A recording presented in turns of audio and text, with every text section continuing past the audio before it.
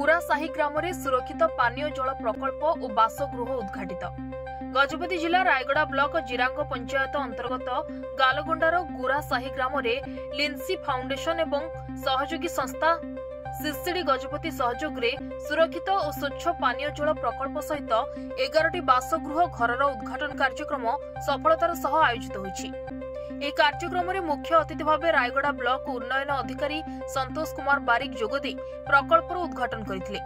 এই অবসরের জিরাঙ্গ পঞ্চায়েতর সরপঞ্চ শ্রীমতী রিস্পা ভূঁইয়া, সিসিডির নির্দেশক এ জগন্নাথ রাজু, জেএসএস निर्देशक जीवन दास, जिरांग पञ्चायतर पीईओ, ভিডিসি सदस्य, समाजर वरिष्ठ व्यक्तिवर्ग, महिला गोष्ठी, युव सदस्य और ग्रामवासी माने उपस्थित रहिथिले।